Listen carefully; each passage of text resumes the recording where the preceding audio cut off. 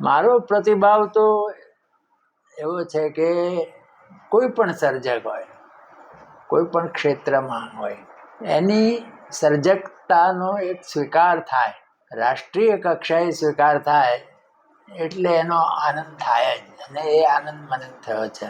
બીજો વિશેષ આનંદ એ થયો છે કે કદાચ પહેલી જ વાર ગુજરાતી હાસ્ય સાહિત્યને મુખ્ય ધારામાં પ્રવેશ મળ્યો છે એમ કહેવાય. અત્યાર સુધી હજી સામાન્ય શું ચાલે છે કે આપણે ત્યાં હાસ્ય સાહિત્ય, બાળ સાહિત્ય, લોક સાહિત્ય એ બધું હાસ્યામાં ચાલે છે. પદ્મશ્રીના સન્માનથી હાસ્યનો મુખ્ય ધારામાં સમાવેશ થયો એનો વિશેષ આનંદ છે. હા, એટલે આમ તમને કહું, એમાં મને યાદ આવે છે કે 2011 ત્યારે આ જે ટ્રસ્ટ સ્થપાયું એનો જે ભૂમિકા છે એ છે કે 2011 ની 5મી જાન્યુઆરીએ પૂજ્ય મોરારી બાપુના હસ્તે મારું સન્માન થયેલું એક શિક્ષક તરીકે.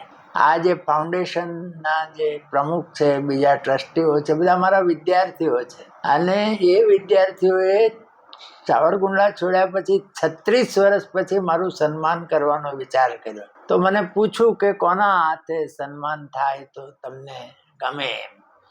એટલે મેં કહ્યું કે બાપુ જો હા પાડે તો મને વિશેષ ગમશે. અને બાપુએ હા પાડી, અને 5મી જાન્યુઆરી 2011 રોજ, એટલે આજથી 15 વર્ષ પહેલા, આમ એવું કોઈ સન્માન સામાન્ય રીતે એ સમયમાં જે લોકો હાજર હતા એ કહે છે કે આવું કંઈ સન્માન જોયું નથી, એક શિક્ષકનું આવું સન્માન જોયું નથી. ત્યારથી પછી એ ટ્રસ્ટ થયું. પહેલાં ટ્રસ્ટ મારા નામનું જ થયું, પછી મારી વિનંતીના આગ્રહથી મારું નામ એમાંથી કમી કરવામાં આવ્યું અને વિદ્યાગુરુ ફાઉન્ડેશન એવું નામ થયું.